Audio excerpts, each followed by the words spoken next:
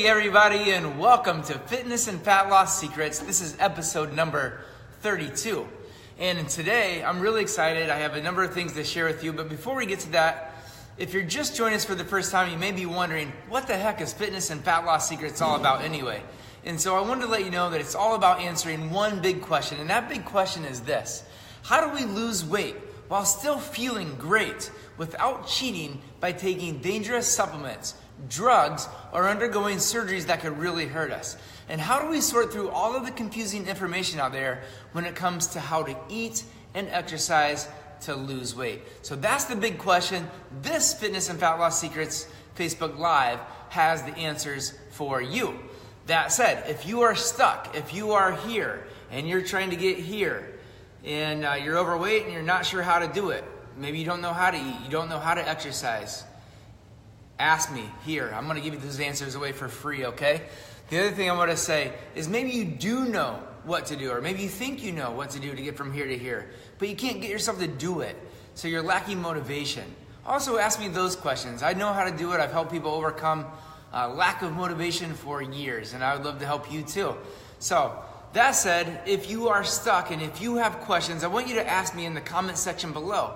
When you do that, I will be either answering those live as we go along during the Facebook Live, or I'll answer as a response back to your questions below, or I'll answer those in an upcoming episode of this Facebook Live, okay? So ask your questions, don't be stuck, let's move forward, let's be a fitter, healthier people, and let's move ourselves forward, all right?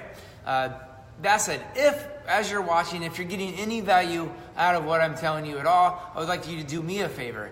Please, I would like for you to like and share this so that we can spread the word, so we can help as many people as possible to get unstuck in their journeys from where they are to where it is they want to go, okay? That said, today I'm excited because I have a couple of things that I want to be sharing with you that I'm excited about. One is about how to develop your calf muscles. So whether you're a man or a woman, girl or boy out there, I get this question a lot, like, how do I develop my calf muscles? They just don't seem to be able to develop them, and I'm stuck. I don't know why. So I'm going to be going over that, sharing with you some important points about how to do that. And then the second thing I'm going to be talking about is the exercise for your chest called chest fly. And I'm specifically going to be showing you how to do a dumbbell chest fly and when to use it, why to use it, how to use it, and some things that I don't like about it, frankly. So we'll be going over that, and then we'll be saying goodbye to our Altman Fitness members, or to the Altman Fitness public-facing crowd over here, and I'll be just addressing our Altman Fitness members over here, where I'm going to be sharing with you guys 5 new things that the research is telling us that are different than before that we should be doing now. So I'm going to be letting you in on the cutting edge stuff, what's going on right now, so you can get the most results, okay?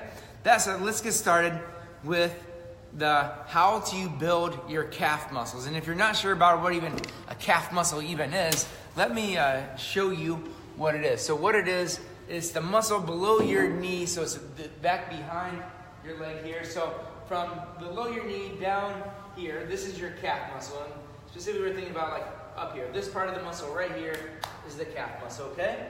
Now, something I want you guys to know about the calf muscles. The calf muscle is made up primarily of slow twitch muscle fibers. What does that mean? It means these muscles were designed into our bodies to be able to endure. So slow twitch muscles are great for being able to endure. And many of you know that we are meant to be able to walk and walk and walk and walk and walk and walk and walk. And these muscles, thank goodness, were designed and developed to let us do that. So when you come to training, a lot of people train these muscles similar to how you would train, say, your chest muscles or your quadriceps or your shoulders or other muscles that are in our bodies. But you can't train the calf muscles just the same way because they're a little bit different. They're actually more similar to our abdominals. And in a few episodes ago, we talked about training the abdominals and how that you can train the abdominals pretty much every single day. They are designed to be able to do that. Again, made up mostly of slow twitch muscles. They are meant to endure. They're meant to do work every single day. And so you want to do that. And it's very, very similar for the calf muscles. Now let's get into some specifics about when you're working the calf muscles. I'm going to show you I want to teach you a couple tips. For one, I have here a black mat, so it's not the easiest to see, I know, but I think you can still see it there in the video. And if not, what I'm doing here is I'm elevating my toes just about 3 inches or 4 inches off the ground. So like this. So you want to start when you're working the calf muscle, you want to start by putting them in a stretched position. So you're lengthening out that muscle. And then the next thing you're going to do is you're going to go up as high as you can onto your toe.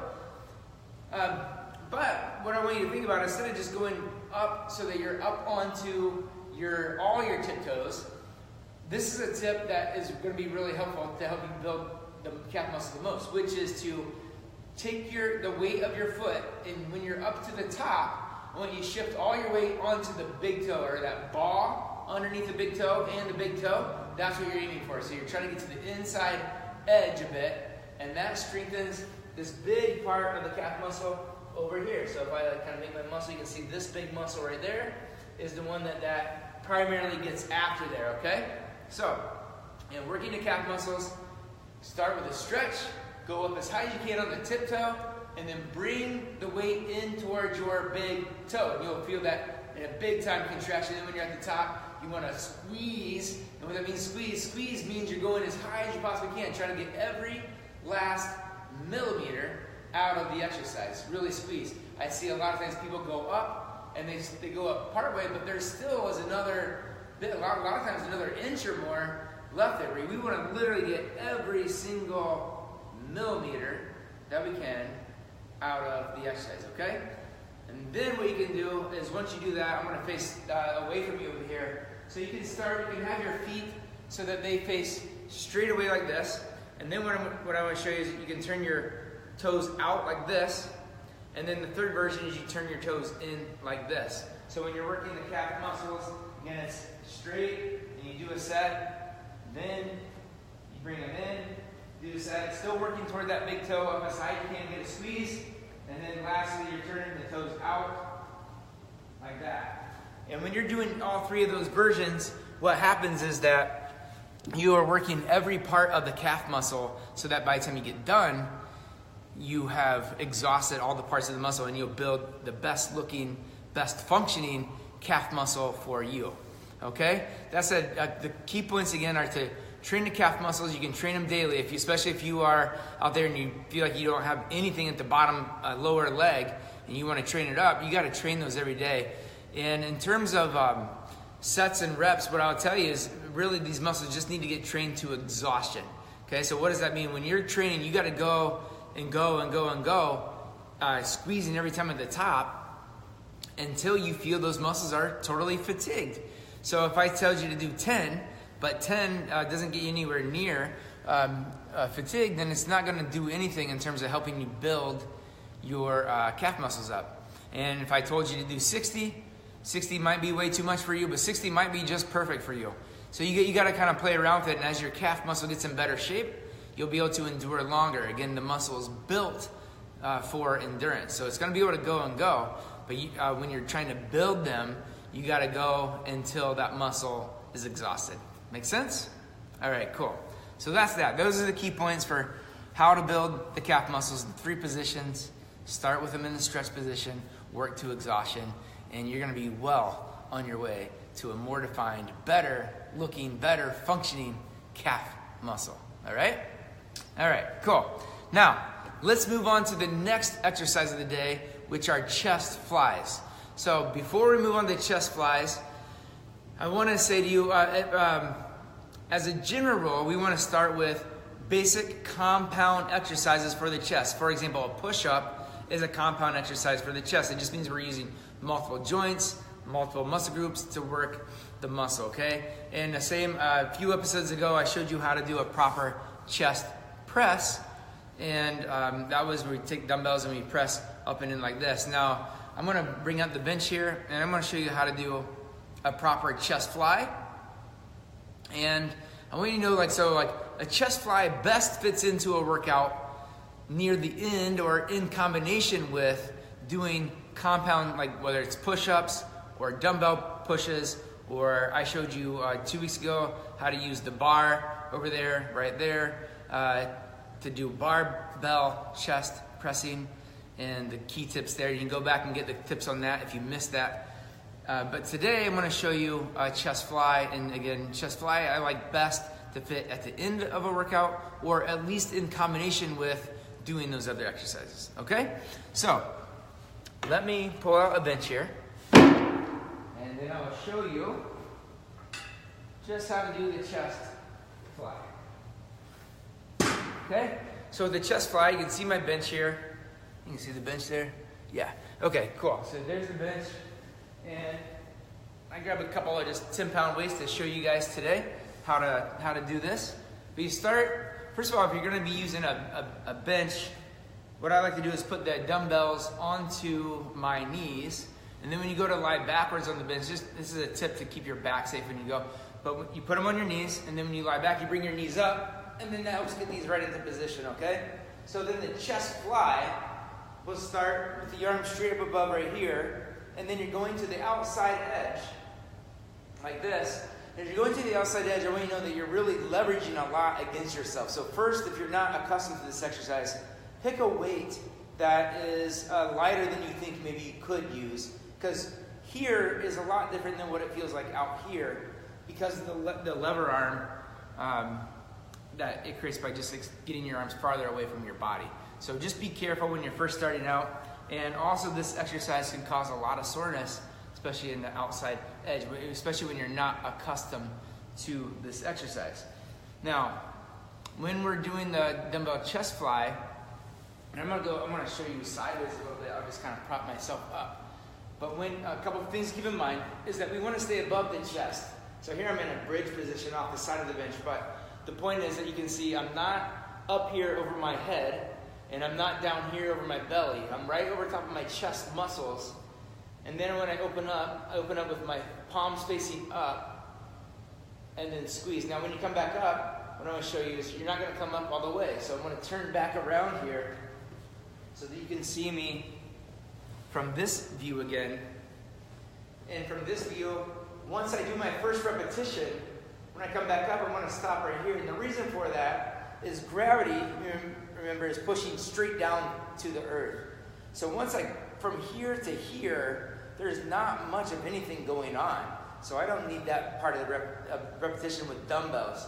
So when I'm using a dumbbell for a chest fly, I'm going to be using the outside edge and about 2/3 of the way up. Something like that. So it looks about like this. Okay? Just like that. So that is the dumbbell chest fly, and how you can incorporate that into your workout. Now, something that I don't like about the dumbbell chest fly is what we just talked about with the gravity, having the arms be all the way out and part way in, because once you're from about here to here, there's not a lot going on.